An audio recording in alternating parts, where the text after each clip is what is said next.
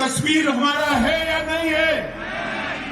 70 साल से कांग्रेस पार्टी, जवाहरलाल नेहरू जी जो धारा 370 और 35 है हमें देकर गए थे, उसको गोदी में बच्चे की तरह सहलाती थी, क्योंकि उनको तुष्टीकरण की रात दी। प्रधानमंत्री मोदी जी ने धारा 370 और 35 को समाप्त कर दिया। पार्लियामेंट में कहते थे धारा 370 को हाथ लगाया तो खून की नदियां बह गई। राहुल बाबा, खून की नदियां छोड़ो, किसी की कंकड़ चलाने की हिम्मत नहीं हुई भाई, किसी की कंकड़ चलाने की। 10 ही दिन में सर्जिकल स्ट्राइक और एयर स्ट्राइक कर पाकिस्तान के घर में घुसकर आतंकवादियों का बदला लेने का काम ये भारतीय जनता पार्टी की सरकार। अयोध्या में जहां भगवान श्री राम का जन्म हुआ था, श्री राम जन्मभूमि पर मंदिर बनना चाहिए या नहीं बनना चाहिए? जोर से बोले, बनना चाहिए या नहीं बनना चाहिए? बाबर ने तोड़ा था, तब से लाखों लोगों ने जान दे दी। 60 साल तक कांग्रेस शासन में रही, मंदिर नहीं बना पाई। कांग्रेस वाले एक बार कांग्रेस, एक बार भाजपा।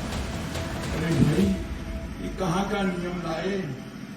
जो काम करेगा वो राज करेगा।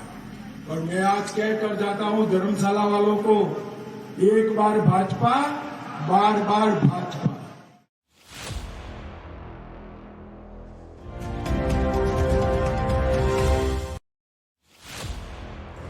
केंद्रीय गृह मंत्री अमित शाह हिमाचल के 2 दिवसीय दौरे के अंतिम दिन बुधवार को धर्मशाला के जोरावर स्टेडियम पहुंचे, जहां उन्होंने चुनावी जनसभा को संबोधित किया।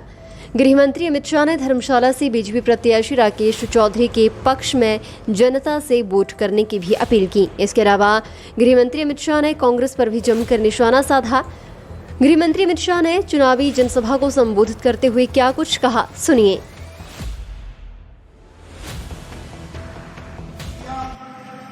वित्तीय वर्ष 2021 में 48 नई सड़कें बनाई। धर्मशाला स्मार्ट सिटी प्रोजेक्ट के तहत 567 करोड़ रुपया नरेंद्र मोदी जी ने भेजा है और जयराम ठाकुर जी ने भी 207 करोड़ रुपया का स्काईवे बनाकर धर्मशाला के टूरिज्म को ऊपर पहुंचाने का काम किया। मोदी जी ने बिलासपुर का एम्स बनाया। 1500 करोड़ रुपए की लागत से वंदे भारत ट्रेन देश में सिर्फ 4 चल रही है, उसमें से एक ट्रेन हिमाचल प्रदेश को देने का काम हमारे नेता और देश के प्रधानमंत्री मोदी जी ने किया है।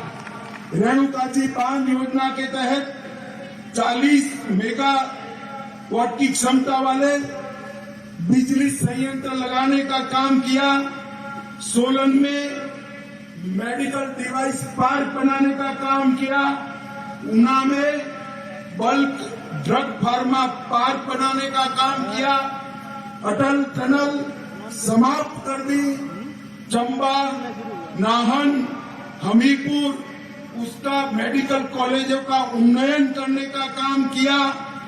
परवाणु शिमला और किरतपुर मनाली का 4 लेन का काम भी हमने शुरू कर दिया। मित्रों, आप मुझे बताओ कि कश्मीर के अंदर से धारा 370 जानी चाहिए थी या नहीं जानी चाहिए थी? जरा जोर से बोलो, ये कश्मीर हमारा है या नहीं है? 70 साल से कांग्रेस पार्टी, जवाहरलाल नेहरू जी जो धारा 370 और 35 है हमें देकर गए थे, उसको गोदी में बच्चे की तरह सहलाती थी, क्योंकि उनको तुष्टीकरण की रात दी। आपने, हिमाचल वालों ने मोदी जी को दूसरी बार प्रधानमंत्री बनाया 5 अगस्त 2019 को प्रधानमंत्री मोदी जी ने धारा 370 और 35A को समाप्त कर दिया। और इसके साथ ही आज हमारा कश्मीर भारत माता के मुकुटमणि की तरह समग्र विश्व के अंदर चमकता है। ये कांग्रेसी लोग, ये सपा, बसपा, कम्युनिस्ट कांग्रेस, सभी लोग पार्लियामेंट में कहते थे धारा 370 में हाथ लगाया तो खून की नदियां बह गई। अरे राहुल बाबा, खून की नदियां छोड़ो, किसी की कंकड़ चलाने की हिम्मत नहीं हुई भाई, किसी की कंकड़ चलाने की। और आज हमारा प्यारा कश्मीर समग्र देश के साथ जुड़ गया। 10 साल तक ये सोनिया मनमोहन की सरकार चली। ये सरकार के समय में आलिया, मालिया, जमालिया पाकिस्तान से घुस आते थे और हमारे जवानों के सर काट कर ले जाते। सरदार मनमोहन सिंह ऊप नहीं करते, उनके मुंह से एक शब्द नहीं निकला। 2014 में मोदी जी आए, पाकिस्तान ने गलती कर दी, उरी और पुलवामा में हमला किया। पाकिस्तान भूल गया कि अब कांग्रेस की सरकार नहीं है, भारतीय जनता पार्टी की सरकार है। अब मौनी बाबा मनमोहन सिंह प्रधानमंत्री नहीं है, नरेंद्र मोदी जी देश के प्रधानमंत्री है। 10 ही दिन में सर्जिकल स्ट्राइक और एयर स्ट्राइक कर पाकिस्तान के घर में घुसकर आतंकवादियों का बदला लेने का काम ये भारतीय जनता पार्टी की सरकार है। भाइयों बहनों, इसके साथ ही पूरी दुनिया में नरेंद्र मोदी जी ने संदेश भेज दिया कि भारत की सीमा और भारत की सेना इसके साथ छेड़खानी नहीं करते हैं। अगर इसके साथ छेड़खानी करते हैं तो कीमत चुकानी पड़ती है भाई, कीमत चुकानी पड़ती। मोदी जी ने समग्र भारत को सुरक्षित करने का काम किया है। माताओं, भाइयों, बहनों, मुझे बताओ, अयोध्या में जहां भगवान श्री राम का जन्म हुआ था, श्री राम जन्मभूमि पर मंदिर बनना चाहिए या नहीं बनना चाहिए? जोर से बोलिए, बनना चाहिए या नहीं बनना चाहिए? बाबर ने तोड़ा था, तब से लाखों लोगों ने जान दे दी। 60 साल तक कांग्रेस शासन में रही, मंदिर नहीं बना पाई। आप लोगों ने मोदी जी को दूसरी बार प्रधानमंत्री बनाया और मोदी जी ने 2019 में मंदिर की नींव डालने का काम कर दिया। और हिमाचल वालों, 2024 का टिकट निकाल कर रखना अयोध्या का। 2024 में गगनचुंबी रामलला का मंदिर श्री राम जन्मभूमि पर हम सब लोग।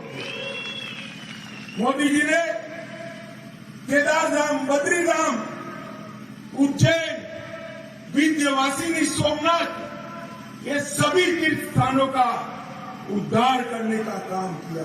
ये कांग्रेस पार्टी वोट बैंक की लालच में हमारे आस्था केंद्रों का महिमा मंडन करते हुए डरती थी।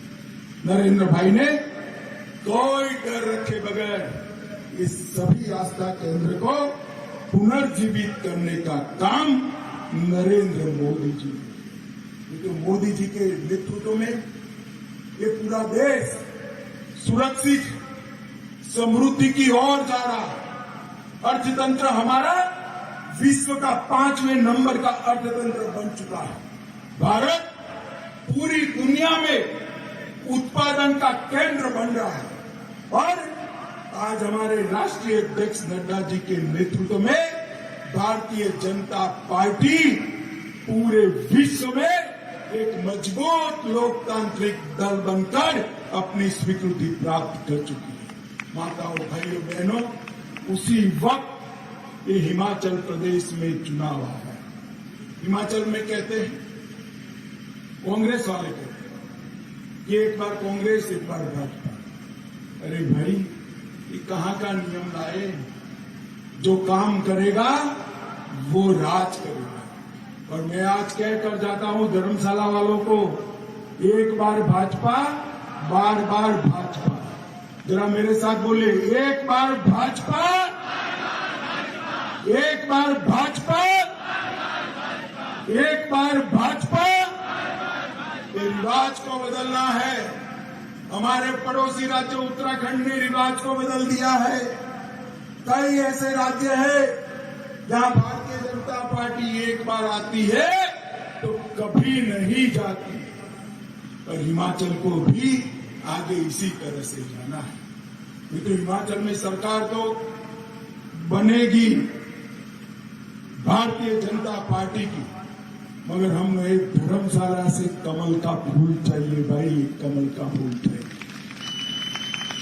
बताओ, हमारे प्रत्याशी को विधायक बनाकर भेजोगे क्या? सुनाई नहीं पड़ता है, भेजोगे? कमल के निशान पर बटन दबाओगे? जयराम ठाकुर के हाथ मजबूत करोगे? नरेंद्र मोदी जी के हाथ मजबूत करोगे? फिर से एक बार प्रचंड बहुमत के साथ भारतीय जनता पार्टी की सरकार बनाओगे?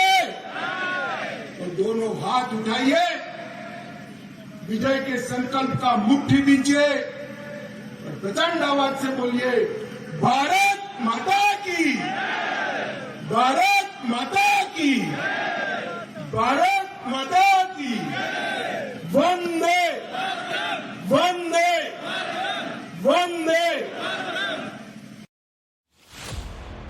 फिलहाल के लिए बस इतना ही, और बड़ी खबरों के लिए बने रहें न्यूज़ सुपर भारत के साथ।